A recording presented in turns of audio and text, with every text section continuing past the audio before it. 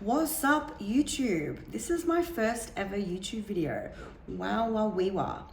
So, I've been wanting to do a YouTube since I was like 16 years old, and I'm finally doing it at 26. And this is extremely out of my comfort zone, which is why I think I've been putting it off for so long. But I think that this is really important for me as I'm going through a really big transitional period. And I just have a lot to say, you know. You'll also notice that I talk a lot with my hands, and that's probably a really nervous habit of mine. I don't know how people speak comfortably to just the camera when they're just speaking to themselves, when it's not a conversation. It's something that I really struggle with, and I'm sure that I'll get better with it with practice and over time. So I'm glad that I'm finally putting myself out there. And yeah, thank you for being here. Anyway, I am currently 4 weeks post-op, which is my biggest news, which is awesome. It's been something that I've been wanting to do for so long. Ever since I got into bodybuilding and just training in general, I pretty much started training and lost my boobs. I used to be like a double D back in the day, and within 6 months, I think I was like a B. And then through all of the weight fluctuations, they just started to sag and look really sad. So it was definitely something that I wanted to do for myself this year, in particularly because I'm not competing.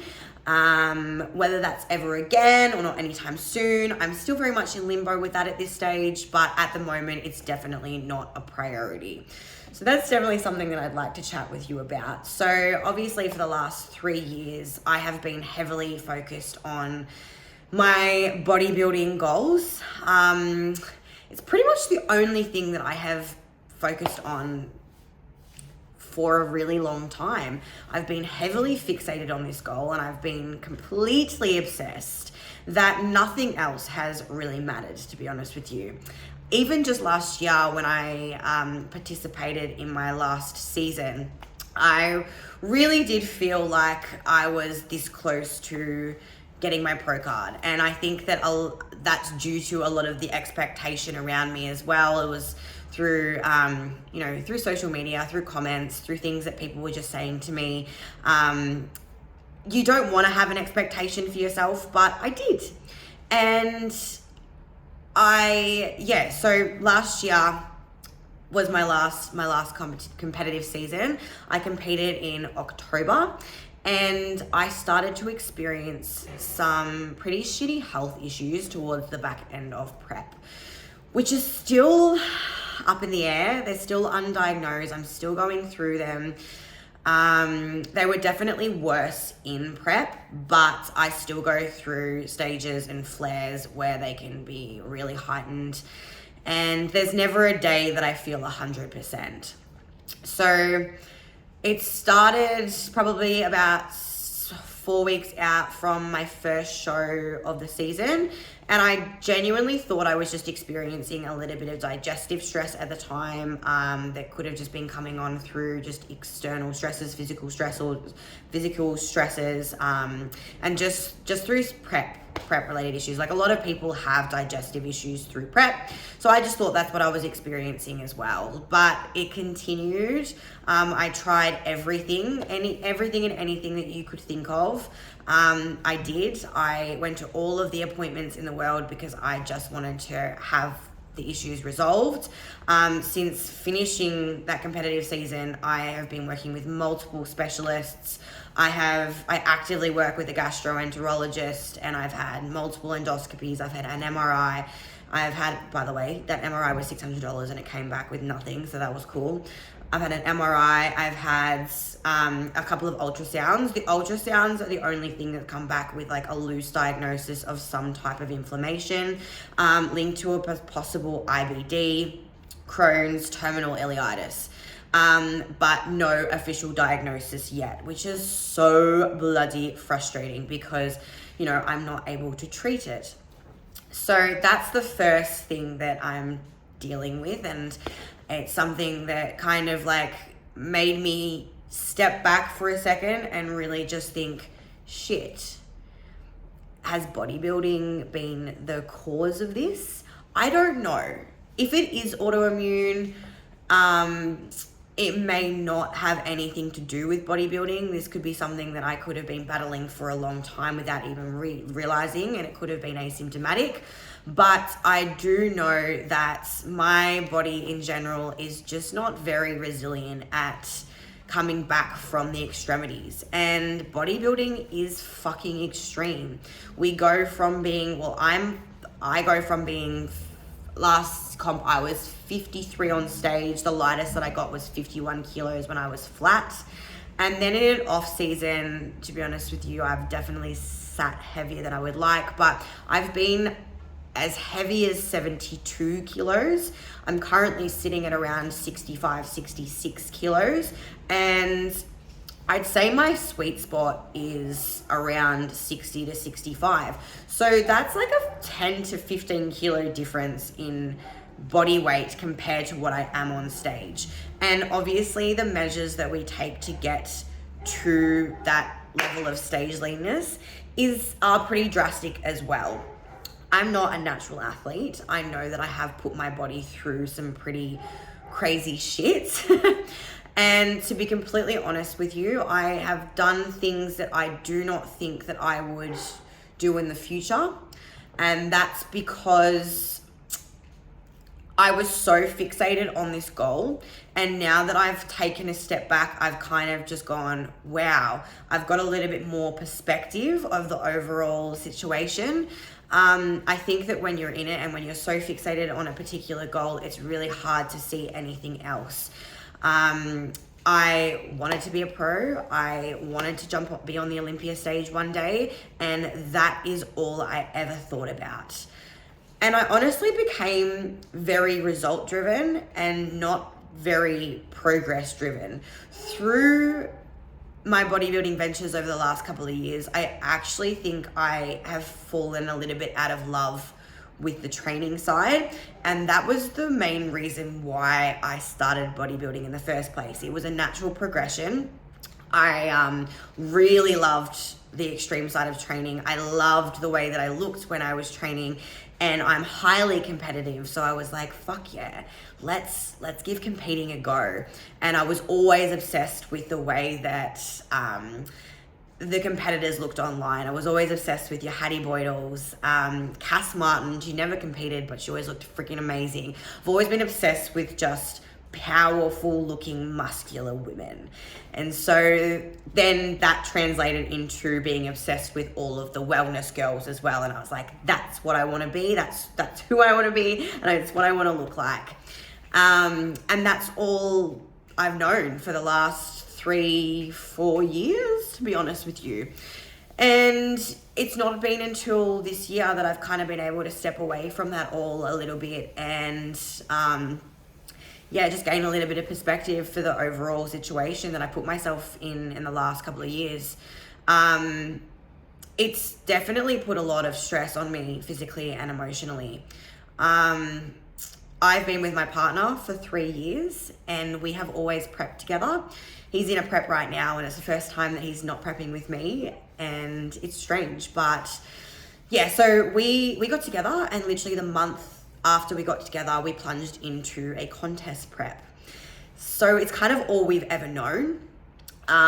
During that time, we both lose our libidos.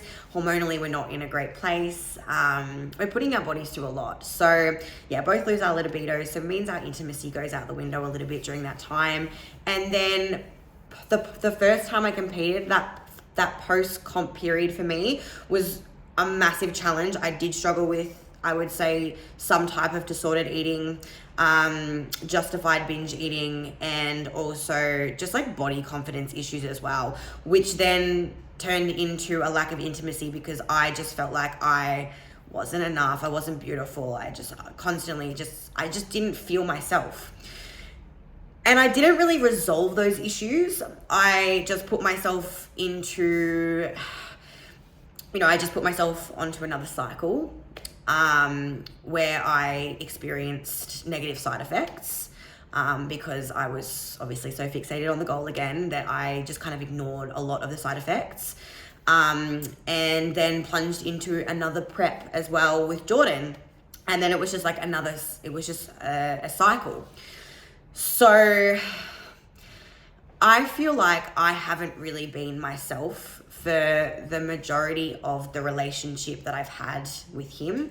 And to be completely honest with you, I feel like I owe it to myself, but I also owe it to him to be that person, to be just a better person in our relationship, and to offer him, you know, more intimacy, of course, but yeah, just to be a better partner, So, and also everything that I'm doing now, this is not what I really thought about when I was 23, 24, because it felt like it was so much further in the future. But now I'm 26 and Jordan is 28. We're having conversations about, you know, having children later down the line. And I know that what I do now and what I put my body through now will make or break how easy it is for me to, you know, fall pregnant in the next 4 or 5 years. And I just don't think that what I was doing is worth sacrificing any type of risk that I may come into of, you know, becoming infertile or just having a really difficult time conceiving. So there's the physical side of things, but there's also the emotional and psychological side of things as well. And I just know that I could be a much, much, much happier person without having these stresses. And I'm not saying I won't compete again, because at the end of the day, I could come out of this a hell of a lot stronger, and I could learn how to, manage some of my health issues and go about preps and off seasons a little bit differently. But at this stage of my life, it is just not a priority. Anyway, that was a really big ramble, so I apologize for that, but thank you so much for listening if you have listened up until now. I kind of wanted to chat to you a bit about the girls as well. I am currently 4 weeks post-op. I think I might have already said that. Currently 4 weeks post-op. The recovery has been really smooth sailing, which is cool. And I have just started getting back into some light leg training, and in a week and a half, I'll be able to do some upper body work. I know that I could probably go into training some upper body now and not feel like I'm in pain, but I obviously am going to follow the protocols of my surgeon. I can already start sleeping on my side, which is amazing because the pain was tolerable. The worst part about it was having to sleep on my freaking side. On my back, and also upright in the first week. The pain on my breast was nothing in comparison to the pain on my back, having to sleep on my back, because I'm so not used to it. But yeah, I'm sure I'll do another YouTube specifically talking about my recovery process. I absolutely will. I've decided that I'm going to do that. But I just thought that this was a good little introduction into, you know, who I am and what I want to talk about on the YouTube channel. I'm sure I'll do some Q&As as well, and answer some Q&As, and even do some YouTubes with Jordan, having a little bit of a chit chat, which will be fun, which will be cool. But yeah, and dive a little bit more in depth into like some of my experiences prepping, and you know, and some of my like cycles and stuff like that. But yeah, I don't know if I want to put a training video at the end of this, or maybe can just be its own video. I think that might actually be better. So yeah, thanks for listening, and bye.